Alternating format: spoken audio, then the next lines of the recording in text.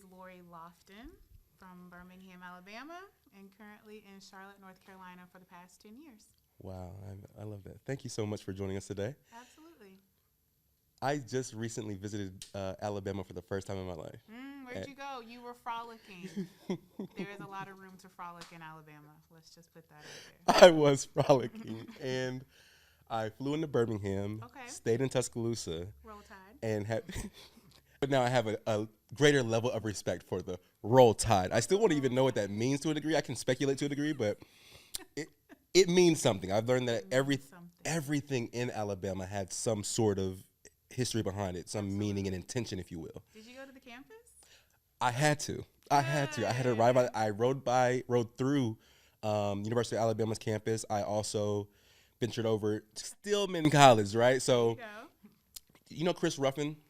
Yes. And so he is the first alum of Stillman that I had ever met. Yes. And so I didn't know their clothes were blue and gold. And so we went back and forth with that because I'm from A&T and the Aggies. So I had to go and show love and respect to that campus as well. Yep.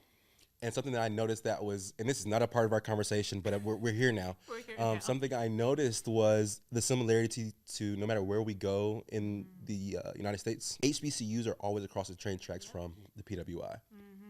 And I'm not here to say what's significant about that, but there's reasonings for that, right? Yeah. And so it was very interesting to see right there in the heart of what we understand, you know, if we can be frank about it, the original Black excellence, because we had to thrive out of that space, right? So migrate to move away.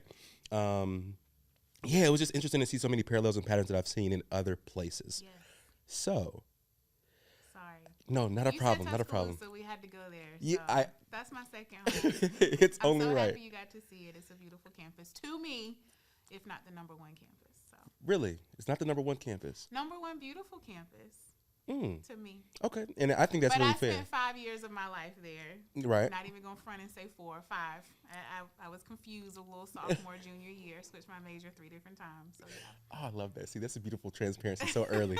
I will say that it's definitely, and I hate to be judgmental about it and try to evaluate, but guaranteed top 5, but very well maybe top 3 college campuses that I've been on as far as size, as far as cleanliness, as far as aesthetic.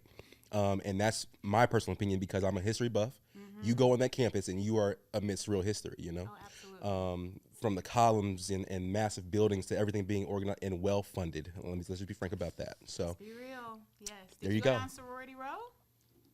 I did not go down Sorority Row. That in itself is a sight to see. So next, Multi-million-dollar mansions that are sorority houses. okay. So when you said that, I was thinking that maybe for Divine Nine, I might have though. You probably did. And it's for the Panhellenic, not the Panhellenic. National Panhellenic. Okay, Panhellenic, Yeah. got it. So I think that I did. So I took that's kind of the main road going down through campus. If you saw down the main road, which is probably Bryant Drive or campus, however they want to say it, you saw Fraternity Row. And then there's Old Row, and then there's New Row, which is basically old money, newer money. So yeah, you probably saw Fraternity Row. I saw Fraternity Row. And then Yes. you probably went into the Quad, Big Open, and then Denny Chimes, and then probably past the football stadium, and then was on our strip. I'm not going to lie. I was streamlining for the football stadium, right? Yes, Just to kind of get the ambiance and atmosphere there. But then I ventured over into like an athletic area. It was I passed the baseball fields, softball fields. That was more so to the yes. football fields. But then there was like the school gym that I imagine everyone goes for fitness center and Oh, the rec center. the rec center. Is that close to the medical something or nursing Yes, school nurse? yes. That's the area that I was in right Okay, there. absolutely. Right there. So the one piece of history that you missed, and I promise you I'm going to let you start. No, this is great though. This is great. I wish you would have known to go to the Vivian Malone Jones area where they stood in the Governor Wallace stood in the schoolhouse door and did not allow black children to enter. So the first woman, Vivian Malone Jones, and then Adrienne Hood, they have made that into a plaza. And so, funny enough, when I was there during homecoming season, or actually homecoming like Friday before the game, the step show was always in that area at the same time as the bonfire, which we always thought that was wrong. Like, so we have to pick and choose how we want to spend our homecoming. And they literally did split us up, you know, but I think they fixed that now.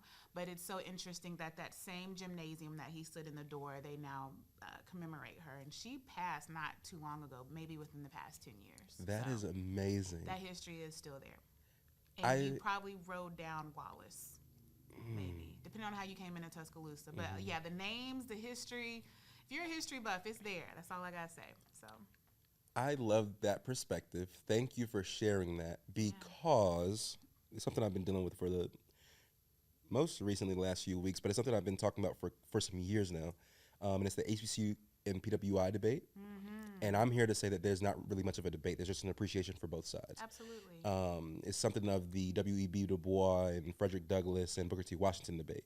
They all had great contributions, and if we take them for the grain of salt that they are, we can use all of them collectively. Absolutely.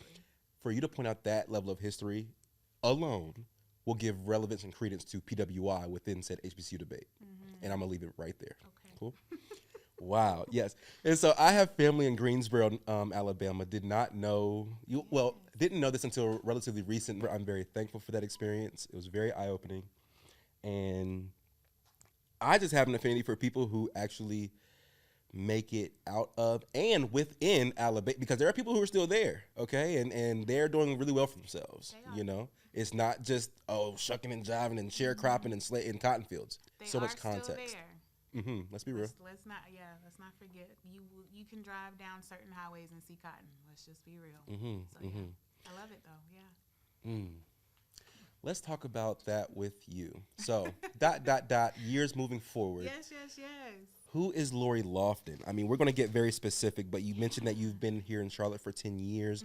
You have not sat idly still here in Charlotte for 10 years. I tried. So, tell us some of the things that you venture into that either bring you joy, satisfaction, or where areas that you may make an impact. So I love that we're starting with Alabama. To me, if you can make it out of Alabama, you can make it out. Well, let me say it like this. Making it out of Alabama and staying out of Alabama, there's a grind here. If you know any other people besides me that are from Alabama, we just don't want to go back because there's a mindset there. And I am not downing my people. My mom is still there, even though she did live in Chicago for 25 years. I was born and raised in Birmingham, Alabama. However, I just knew when I got here, there's more. And Charlotte opened my eyes to more. And what I love about Charlotte, it has grown me just like the city has grown. And you are born and raised here.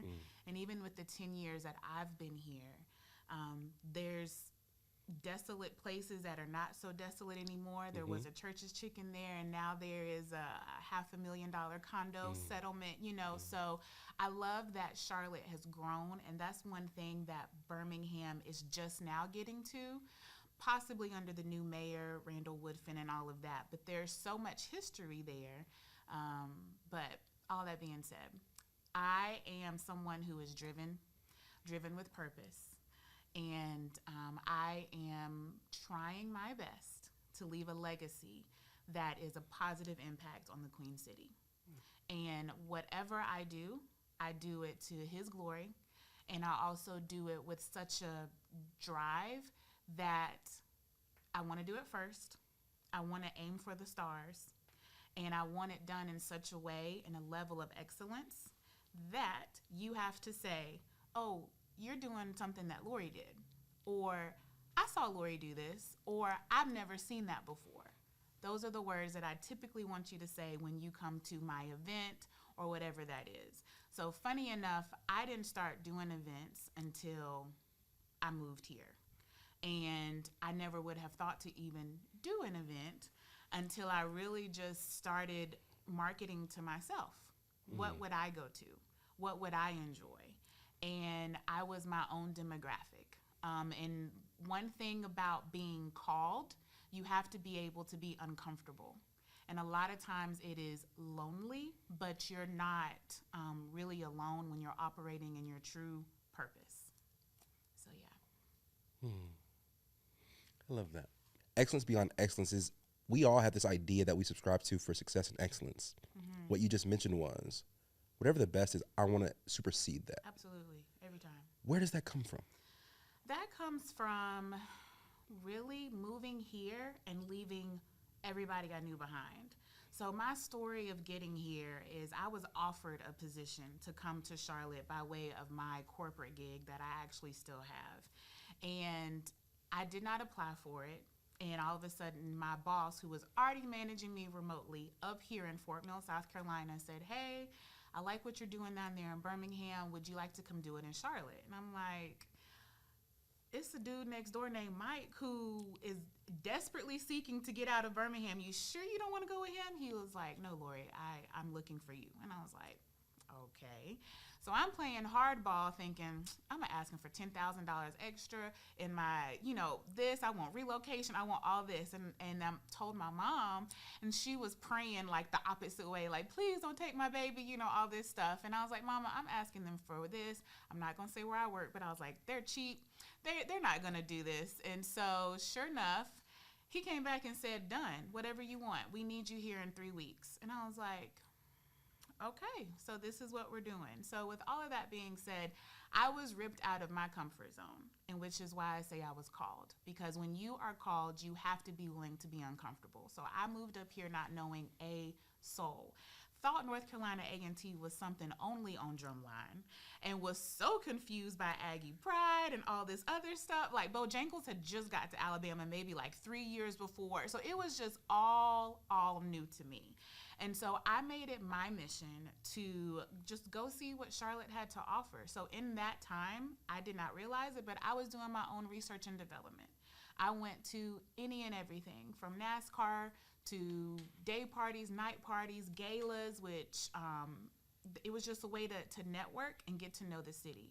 But I was networking with a purpose in such a way that I wanted to get to know the real movers and shakers, the people that had the keys to the building, the people that were the owners of whatever was going on, the people who were putting those things together. And I realized, and people who know Charlotte know that this phrase that I'm about to say makes sense when you start moving and shaking in this city, but Charlotte is small. And so once I realized that those social circles were overlapping, I was like, okay, I just need to know the key players, and I can plug and play. I can do this too. Matter of fact, I can do it on a frequency that I know that my demographic, who I was marketing to myself, I would be able to get them to believe in what I was doing. So that whole, if you build it, they will come, that's very true in the city of Charlotte. I can't speak for anywhere else, but I know with Charlotte, if you package it up correctly, they're going to come regardless, every time. But you have to operate at that level of excellency, like so high, because the other part was I didn't want to go back home. I wanted to make my parents proud. That's really where it came from. I'm up here and I wanted them to see, even though it was really hard for them to see, like, I'm on the news. How you get on the news? Like all that stuff. Oh, I'm this. I was featured in this, like all of that. So I have always just been that child that strived, that strive for the top. Always. Why be mediocre? For what? Absolutely not. That was interesting. Yeah, I have no clue what the past tense or the active tense or strive is. It's just strive, but strove seems like it should be the one. So we're going to go with that. Right. It's funny because I was literally in that same dilemma not long ago. Wow. Thank you for sharing that.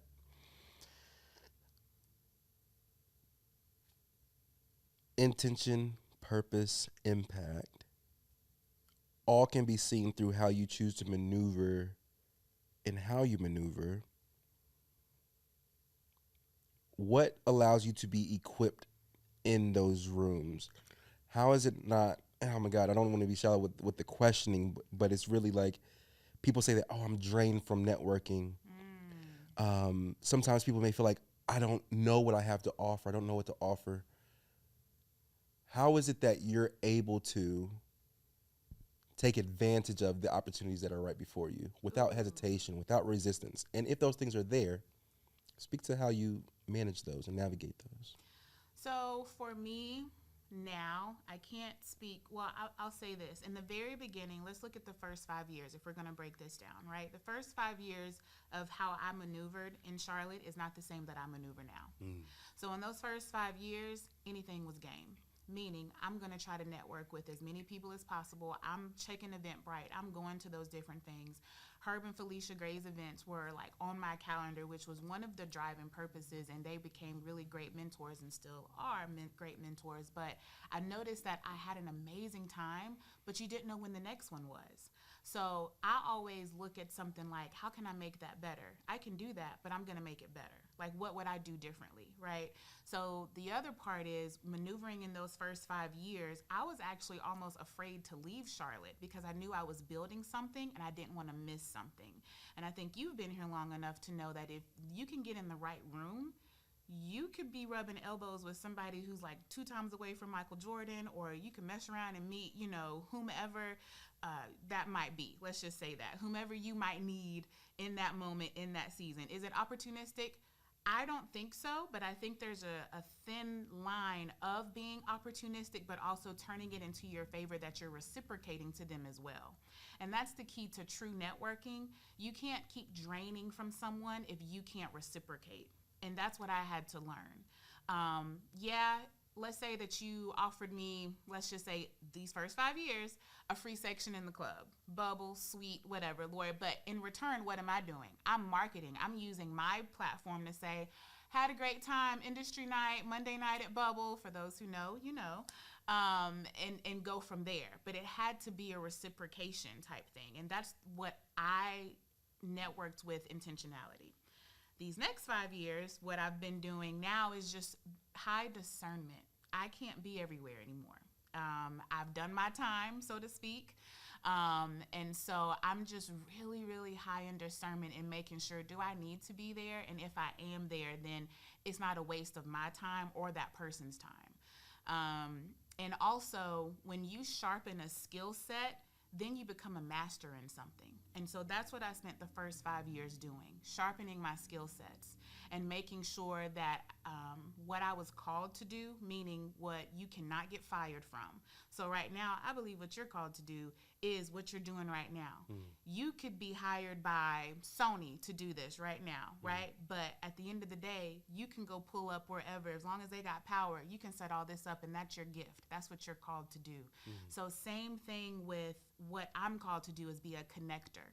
I utilize my platform to connect people because I take for granted that I've been here 10 years and I'm like, oh, you don't know such and such? How do you not know? And they're like, Lori, I don't know these. And I'm like, oh. So I transform my platform to the restaurants I go to, or the people I get to know, or the events I get to go to that I'm blessed with those opportunities, but I make sure that I am networking intentionally with the right people so that, 1, I'm invited again. 2, I'm adding purpose, because wherever you add purpose and value, you also add yourself to make sure that you're invited back again, if that makes sense. So that's where I am right now in these last 5 years of just being high discernment and intentional. I love the breakdown, the timing, the ability to separate, the nuances and different aspects of the question and still answer them wholly, because that lets me know all of this is intertwined and interconnected. And that's what you shared and will continue to share with me in our first conversation. I appreciate you including me in the conversation. You have a great way of really making your words resounding, making them resonate with the other person, not as if you're speaking of yourself, but again, empowering the other person while speaking with them. And I always appreciate you for that. Running into some of those rooms, what have been some of the boundaries that you've had to set in some of those uncomfortable space or in some of those spaces? Well, I like that. So boundary for me is I have at least one night out of the week that I don't do anything. And I set that ahead of time if I'm able. Because one thing that I had to learn, I'm not going to say the hard way, like, I was hospitalized or something, but there is a such thing as being drained or burnout. And even if it's going to these different events that so many people think, oh, Lori, you're a socialite or whatever they might say, right? And while it might look fun to get these free food and all this stuff, you still are pouring from your own well. And at some point, you have to be refilled. And so whatever that looks like for me, no matter if it's sitting in silence, I just make sure that I have one night throughout the week that I am not leaving my house. I am not putting on clothes and the whole get up to go. So that boundary for me, that actually has not been hard. I think the hardest part of sticking to a boundary is making sure that you stick to it. And, unless it was something crazy, like, I'm not even going to say crazy, but it's really just true preparation and knowing that this is what I have set up for this week, and this is the one night that I'm not going anywhere. Have I been offered to do something on those nights? Absolutely. And I just say, no, I already have plans. What are my plans? Probably sitting on the couch doing nothing, but that's for me, right? And I think the other part is when you start climbing a ladder, another boundary for me is I don't give free handouts anymore. And, somebody once said to me, the game is to be sold, not told. That's true, right? However, I'll say this. I do like that one freebie a month.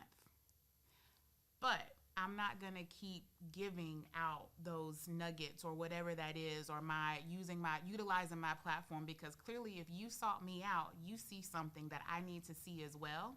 And I need to stick to my guns of, charging whatever that is, or charging what I'm worth, or saying no to certain things if they aren't aligning with my brand. So I would say definitely saying no is a boundary to make sure that I am intentional with awareness of who I am, what I'm doing, and where I need to be.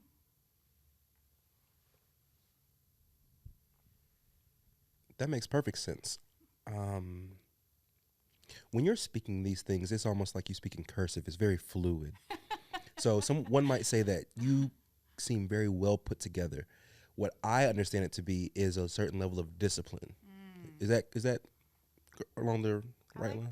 That. Okay. I receive it. Yes. Excellent. Where does that come from? Is that something that was instilled in you from early childhood, or is that something that you've had to learn along the way? I would definitely say early childhood. I have and always will be, even though it's a blessing and a curse, be a planner.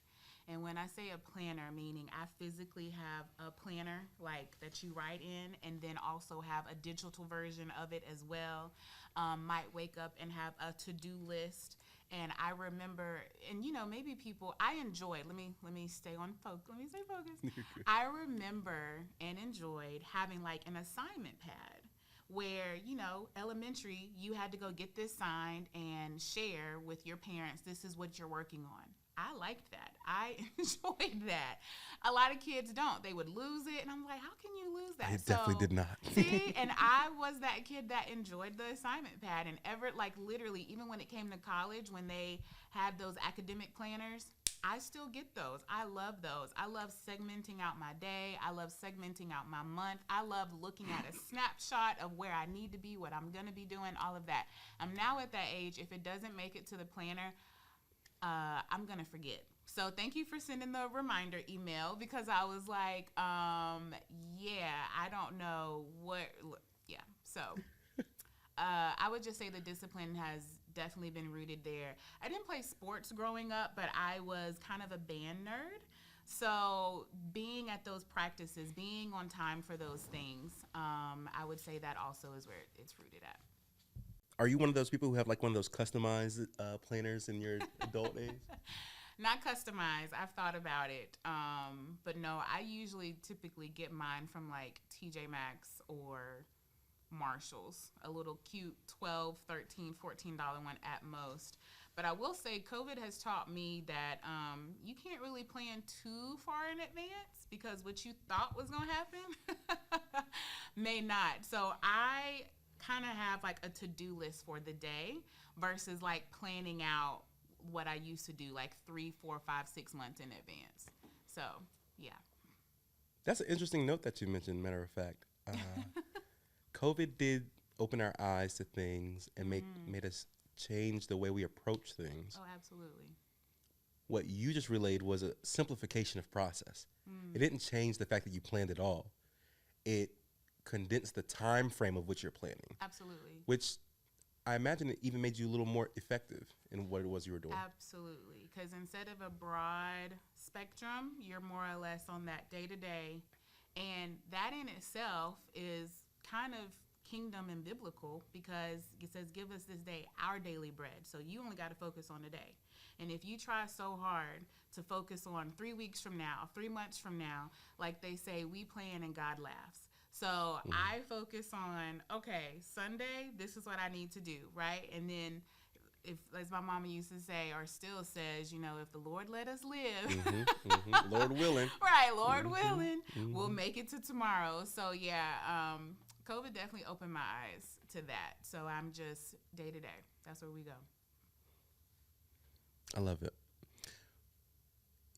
You can be seen as a visionary. You can be seen as an entrepreneur. You said that you have a corporate hustle, but clearly everything that you've discussed on here had, outside of how you got from Alabama to North Carolina, you've done many things outside of that. So what would you say is your strongest trait or characteristic that makes you such an asset? I'll say it that way.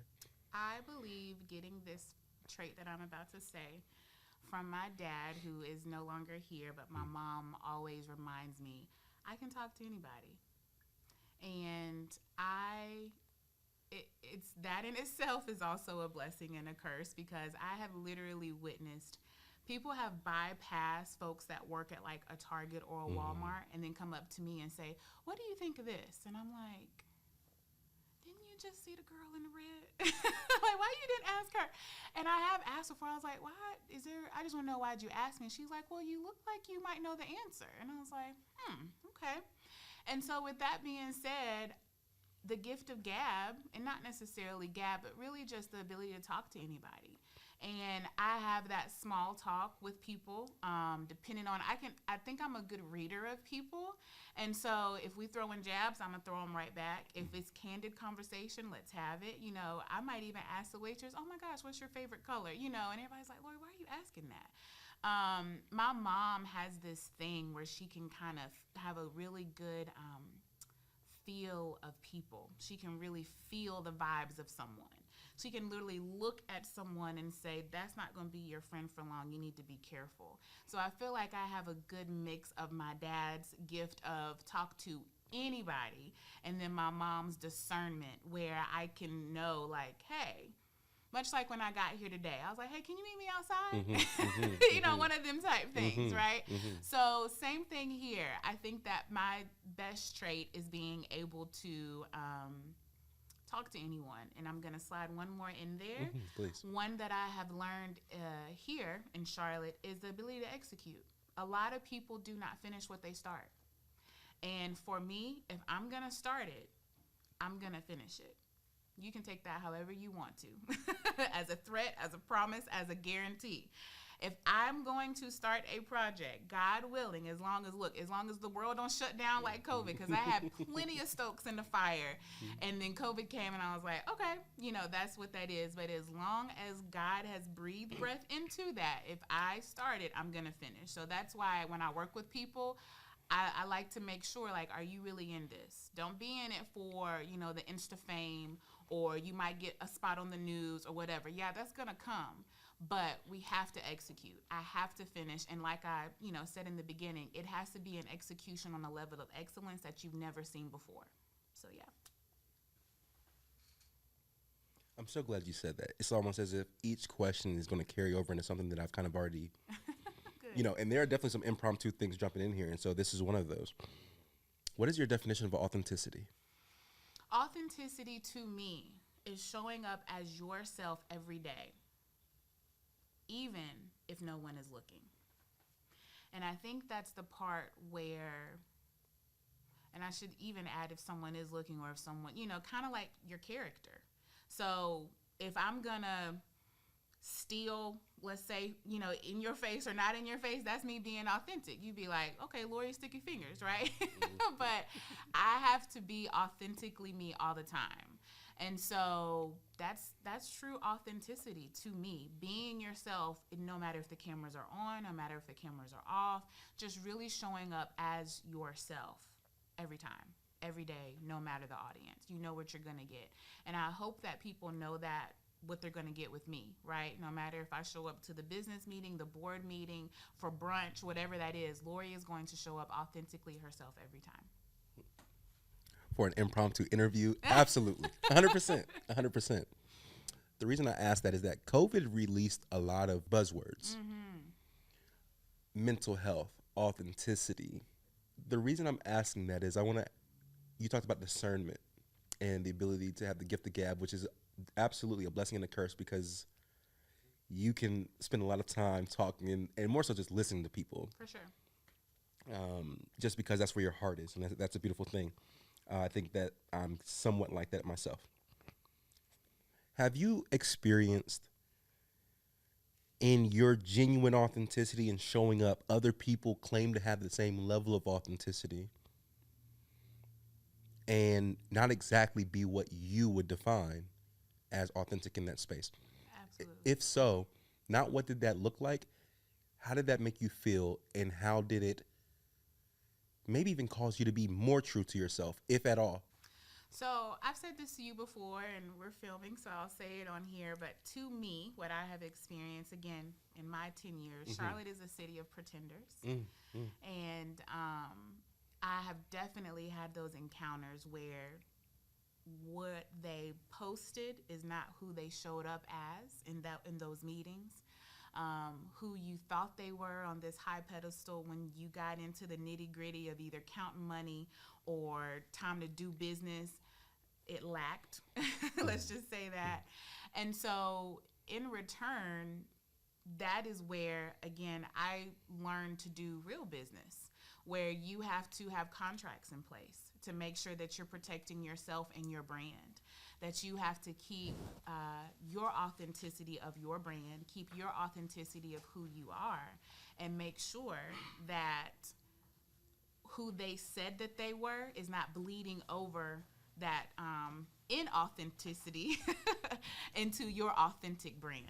So I wouldn't say that it made me act any different. It just made me come even stronger in the sense of, okay, so you don't have your stuff together. That means I'm going to have to really go contact my lawyer and make sure that this contract is firmed up before we even put anything on any Eventbrite, on any social media platform, because what I thought you were going to do, you're not going to do, whatever, right? I think the other part to that discernment is making sure sometimes we have to really acknowledge those red flags. So I think all of us have been in those situations where you saw that red flag at the beginning. You're like, I'll keep going, maybe because of who they are to you, how they were referred to you, or whatever that might look like. But I have also learned to weigh the benefit of it, the pros and the cons. Lorri, is working with this person or this deal or this brand, is it really worth it if you're already seeing in the very beginning that there's holes in what you thought it was going to be? And so, again, if we're going to segment it like I did before those first 5 years, Lorri would have kept pushing. Why? Because it's the brand, it's this person I'm working with, all whatever that might be. These recent 5 years, Lorri is like, you know what? It's a no for me. And I'm so appreciative of the opportunity, but maybe we can circle back at another time, or a little tidbit, I have learned to kind of put homework on someone else. So instead of you coming to the table and I'm scrambling and doing all of this, be like, you know what, in our next meeting, whatever that might be in 5 days from now, how about you bring some objectives to the table, or the business plan, or the executive summary, or something, like kind of put homework on them. If they're really about it, they'll come back. If not, you'll get that, I'm sorry, I'm not perfect. You just automatically X yourself out of the equation, and now I can keep going on about my business. My authentic business. I don't know if people really can pick up all of the gems that were just laid down, but thank you for sharing that. There are a few notes there. I don't like to give too much commentary. Just stick to the questions and extract the goodness and authentic conversation from you. However, I had a bad business practice with you, and I've met you in the last 5 years. And so I'm very thankful for the grace that you've shown me in showing up today, okay? You have a level of excellence and standard that you must maintain. Is there a way that people and businesses here in Charlotte, and anywhere for that matter, is there a way for those who don't know what they don't know, who are ignorant to certain levels of business, is there a fast track for them? Is there a way the people who are, again, holding this level and standard of excellence to meet in the middle with those who are still learning so that they're not ruining opportunities amongst each other? I love that. So one thing that we have to remember as entrepreneurs, and I'll just say we, right? If you are a true business owner, you have to remember that you will forever wear plenty of hats.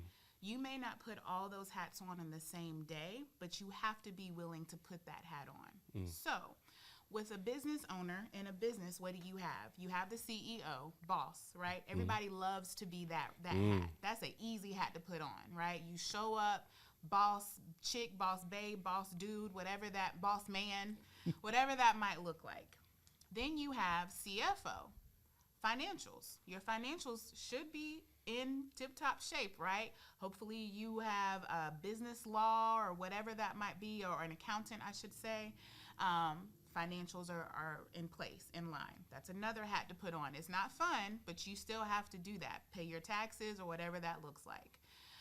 Another area that people have to put on is kind of like customer retention. So to answer your question, surveys. If you are doing a business that involves people, I am big on surveys, because the cool part about a survey is I offered the option for you to give me full-blown critique. It's up to you if you choose to actually fill out that survey. So much like with any AT&T, when you get done paying your bill, no matter if you had to call in, they say, would you like to give us a survey? Chick-fil-A, even though it was my pleasure, right? Fill out this survey. And for those young entrepreneurs or fresh business owners, it could even be something as simple as fill out this survey and then give them a little thing on the end, like if you fill out this survey to give us feedback, because we're trying to, and you can frame it up in such a way that shouldn't make them want to say no if you're really trying to learn. So please fill out this survey, as we are looking for ways to make insert here better, whatever that is. For Brunch Festival, that's what I do. For the vendors, they have a separate survey from the customers, because I want to make sure that I am constantly learning at every turn of what that looks like. Brunch Festival is my baby. Birthed it myself, all of that. However, I've never been to Brunch Festival as a true customer. Why? Because I'm the owner of it. So I need to know, when you walked in, how did it feel? What would you have done differently? What would you have expected? Same thing as a vendor. I'm not a cook. I don't own the, restaurant that you came from. I don't know how you felt your onboarding process was when it came to set up your table.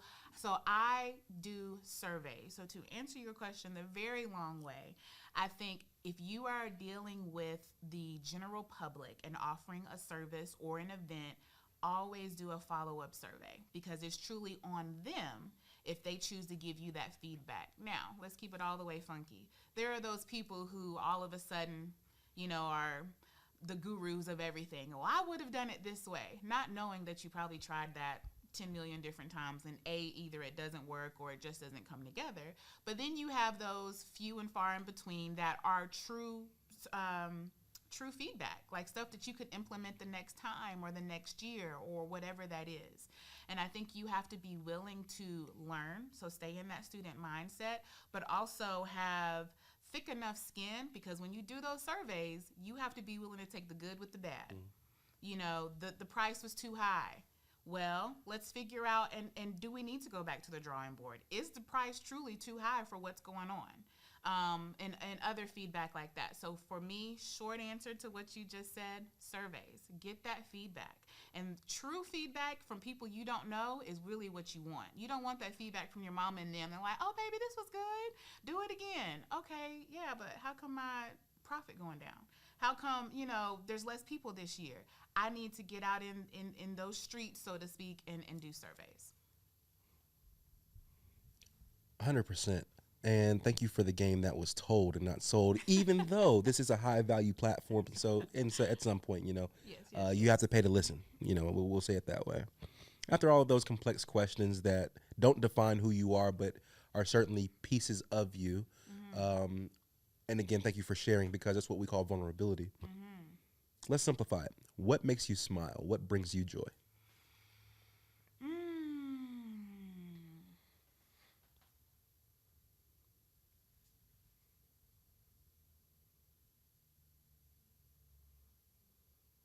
Peace. And success. And by those things, meaning I don't like operating in a chaotic environment. I don't mind doing the work. I really don't. However, I think we all have experienced when you walked into a place and you could feel it was like, ooh, it's tension in here, right? And when you walk into a place like that, you can't do your best work because you're too busy trying to watch your back and see what, what's about to pop off, or so-and-so said something to so-and-so, So I love peaceful situations. I love peace. Like, as I get older, I am just learning that peace is truly that, like, ultimate thing. And success, like, to know that, I say this, whenever I work with anyone or even do consultations for other people, I have them define what success looks like for them. So, for instance, working with a client, and I said, okay, when you do this event, what does success look like for you? Because for me, success is always going to look like we ended up in the black, not the red, positive, money made, and all bills were paid. That's success. However, you have to realize success to that person, if this is their first event, it might be that 40 people showed up and they're like, this is a successful event. And you looking like, well, they was going to come anyway. So I think you have to work from the end to the beginning and truly define success. So whatever that success looks like for me this year, this moment, this project, this partnership, whatever that is, I love, and success makes me smile. So most recently, Charlotte Brunch Festival, my mom came. She had never been to one before. That in itself, even though we had some hiccups, to see her, number one, she stood up the entire time because she was like on guard, like a little pit bull, like trying to see what was what and watching my back and all. It was so cute. And at the end of the day, of course, she was super tired, but she was like, I will never miss another one. And she was like, I am so proud of you. And she was like, there's no way in the world that I could have fully understood what you do over the phone. She was like, I am so blessed that I was able to see it. So now anytime I do something, she's like, get my plane ticket. I'm on the way. What we doing? It was so cute. Even I had a meeting after. She's like, what time is the meeting? I said, Mama, you fly back on Monday. She said, oh. She was so hurt. She's like, well, let me know about the day. I said, yes, ma'am. So that in itself was success for me. To see her be proud of me, oh, man, I hit the lottery. Yeah. Congratulations on that. I Thank think you. that is an amazing explanation, definition of success, a testimony of life story in itself, in a moment in time, that I will say that some of us may even take for granted, something that simple to make your mom experience what it is that you're doing and for her to be proud of you. It's almost like taboo or cliche almost, but that's success to you. Yes. And I think that's a beautiful thing because now it's not this extraneous, this so far out ideology of what you're trying to obtain. Absolutely. And as you mentioned, it aligns with what you're saying. Work from the end to the beginning. Always. Understand where you come from and understand where things are sourced. That's going to lead to one of my last questions, which is what has been, if anything, by the way, what has been one of the greatest lessons you've learned as an adult that you may have wished you had learned as a child or earlier in life? Oh, absolutely. And actually came from my mom. Everyone that grows with you cannot go with you.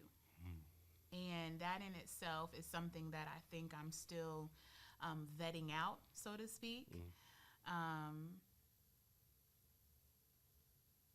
It's okay to unfollow people in real life. And that's one thing that I am learning. Pruning is real, right? They say it in the Bible, pruning season. Same thing with a fruit tree. You kind of cut back to grow forward, right? So same thing in your life. That spring cleaning of friends, whatever that might look like for you, I am just learning that you can outgrow people. You can outgrow situations.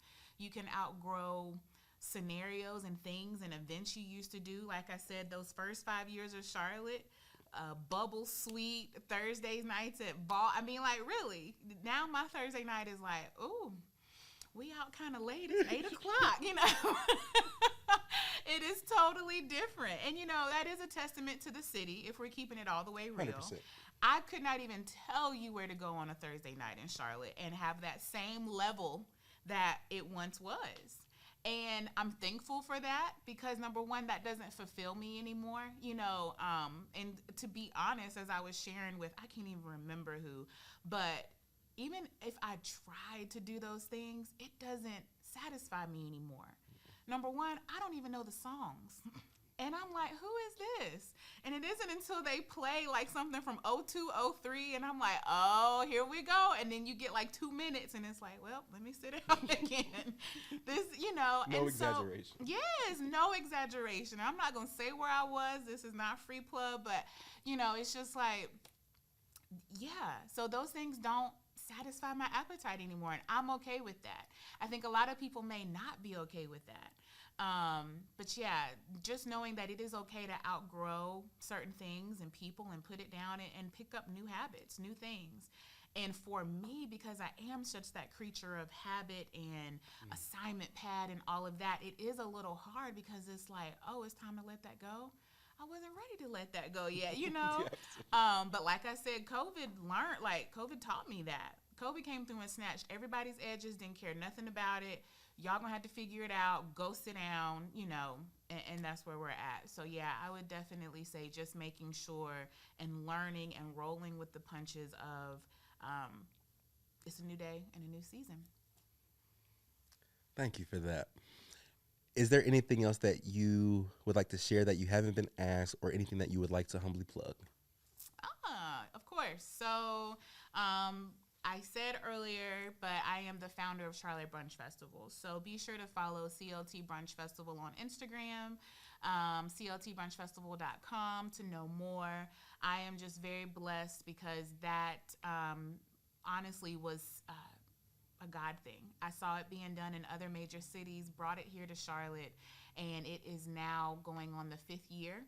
Our title sponsor is Shandon Garden Spritz, and they make this whole beautiful Shandon Garden experience, which I could not even have imagined.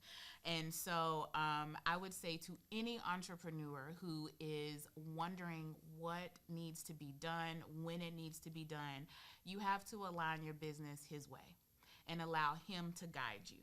Those first 5 years, I was literally making moves and then telling him to bless it like a co-signer. And then these last 5 years, I have literally sat back and I do something that I learned on this podcast called Have a Business Meeting with God. And I sit down with a blank piece of paper and I said, God, where is my business going this year? And I listen for him to tell me. I listen for him to guide me. When that started happening, my mind was blown every single time. Shandon Garden Spritz came on 3 years ago within like 3 weeks of the festival. I never had a title sponsor until then. And they literally replied and said, hey, is it too late to be the title sponsor? We will do this, this, this, and this for you. And Eddie, who is actually now in Miami with Moet Hennessy, imagine getting an email from Moet Hennessy asking to be your title sponsor. What? There's no way in the world I would have known how, when, where, and they came in and blew my expectations. They set up their own brand activation, one that they actually do at Quail Hollow for the PGA tournament. They set it up for me and then set it up for them. So the fact that my event is up there with, and he even presented it to Moet Hennessy, he was like, Lorri, your event is a flagship event in North Carolina, rivaling Quail Hollow. Really? This black girl from Birmingham, Alabama? Bet. Okay. Okay, God. So as the young people say, he doing his big ones. Yes, that he doing his big ones. So I would say you have to do business his way and allow him to blow your mind. Please check out one of Charlotte's premier events, the CLT Brunch Festival. Thank you, Ms. Lorri Lofton, for joining us today, and we look forward to speaking with you again soon.